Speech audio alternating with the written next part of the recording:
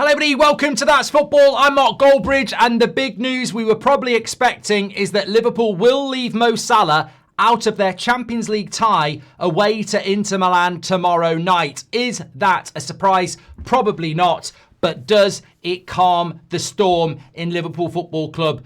I don't think so. Look, the reaction has been very big. I've already done a video on this yesterday, but we're progressing 24 hours later. We've got Arne Slot's press conference coming up about 6:30 tonight.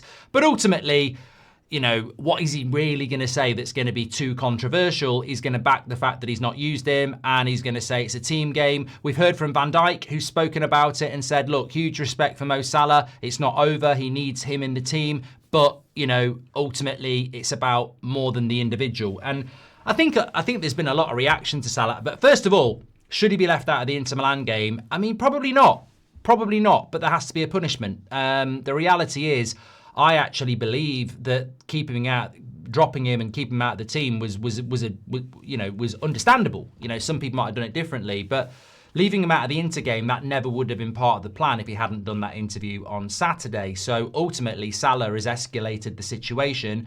And that leads me to believe that, having spoken to quite a few people over the last 24 hours, I feel that whole Salah interview at Ellen Road was not planned out and was very reactionary, because you've got to look at what his end game is. The surprise is not that he's been left out of the Inter game. That's the punishment. So does he take that punishment? No, I don't think he does, because as we heard at the end of the Leeds game, he doesn't appreciate being left out and thinks he should be starting games.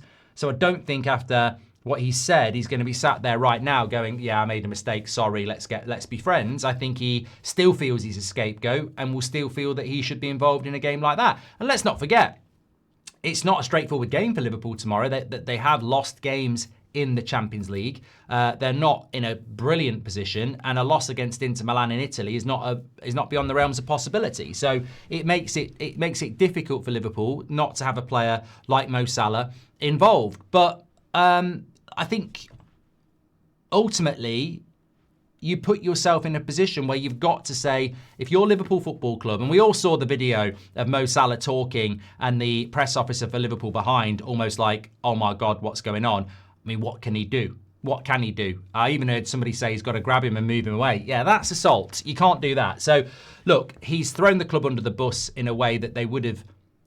I think anybody in a relationship, whether it's a work relationship, a personal relationship, you know, if you're going to have a breakup or there's an issue, you expect a level of trust to have that conversation privately. You don't expect somebody to step out in front of the world and go, this. And I think that is a code that, even if it's Mo Salah, you have to uphold that moral code. So I think Liverpool are right to leave him out. Manchester United did this when Ronaldo stormed down the touchline as well. So I think I'm not surprised by Liverpool doing this. They might be shooting themselves in the foot to a certain extent, but I think if you're a Liverpool fan, what's more important, Mo Salah or Liverpool Football Club? And it doesn't matter whether it's Mo Salah or it's, you know, a bench player, which he is at the moment, to be fair, but Salah's a legend.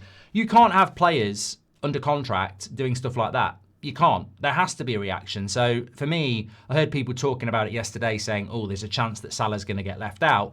I thought, well, 100% he's getting left out.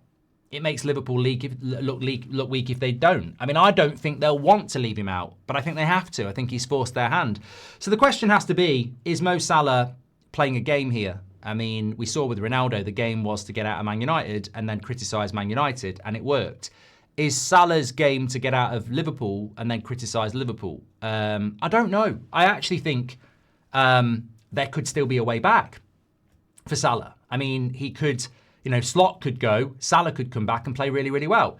You'd be disappointed with that, though, if you're a Liverpool fan. Like, you'd be disappointed if Slot left and then suddenly all the players that had been poor were good again, because you'd go, oh, light switch players. And we've seen that at United. We've seen it at Chelsea over the years. That would be ultimately disappointing. But that could be a way back. Alternatively, he's said something off the cuff without thinking. He's regretting it and thinking, I might have to leave now. Or he said it deliberately, knowing this will be the pathway to leaving. Or he knows Liverpool want to get rid of him and he wants to get hold of the situation and go, look, you want to get rid of me, I'm going to control this exit. So there's numerous strategies that we don't really understand. My personal feeling is that he believes what he said. He believes the club want to get rid of him and he wants to take control of the situation, and which is why he did the interview. He's Mo Salah. He believes he deserves more status and he wants to be in control of the exit because he believes the exit is inevitable. There will be clubs looking for him. We're approaching a January transfer window. He'll be heading off to the AFCON after the next game. It'd be very interesting if he's in the squad for the weekend, because if he's not in the squad for the weekend, he's off to the AFCON. The AFCON goes to the January transfer window. You may have seen Mo Salah in a Liverpool shirt for the last time. That might work for Salah as well, because he doesn't have to go to Anfield against Brighton and face whatever the crowd's going to be whilst he's presumably sat on the bench. So maybe they leave him out of that and say, look, it's a week suspension or something like that. And then, you really are looking at an exit. An alternative scenario is Liverpool come out and say, look, we've had a chat with him. We're both on the same page. We're both dedicated to Liverpool Football Club. The punishment is the Inter game. He's back in the squad. He's training. He's trained really well. He's starting against Brighton. So there could still be a way back. And I think if Salah starts against Brighton, I think the fans are left in a position where they don't need to choose sides against the club or the manager or the player. Everybody's on the same sheet. And I think Liverpool would like that, but we'll have to have a watching brief. But it's calamitous, as I said, for Liverpool Football Club. They're not in a very good situation at the moment. They've had a very, very bad 6 months since winning the league. And this is on a precedent that I don't think we've seen very often. I mean, people are trying to relate it to Man United and Ronaldo, but Ronaldo walked down the tunnel at the end of a game. He did his interview way after. It wasn't like straight after a game. So I think with Salah, this is just the whole straight after a bad result in front of the press. And, he's probably in breach of contract, to be honest. But, I don't think we're going to get into that really, are we? So the options are open. Do you agree with him being left out of the game tomorrow? I do. I think sometimes the club's got to be bigger than a player. And just because he's a brilliant player, you can't bow down to, what was effectively somebody going rogue.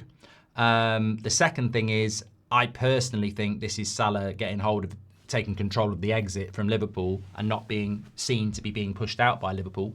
Of course, he could have gone a year ago and not signed a contract. So I think it will end up with him leaving. However, football's a funny old game and there could still be a pathway back. I think it's weird to say this as a United fan, but what I'd be very wary of is that it's going to be very interesting how people react. I mean, obviously he name-checked Carragher and Carragher's not said anything yet. I hope that Carragher takes the moral ground here, because he could easily take the whole personal ground and make it about, well, this is what I'm talking about. You wouldn't get a proper legend behaving like that. It's disrespectful to Liverpool. Ultimately, we're entering the final stages of Salah's career at Liverpool regardless. It would be such a shame for it to end in a way where his legendary status, and he's a Premier League legend as well, is tarnished by this. It's hard when you're at the top of the game to, watch your talent burn out, and people react in different ways.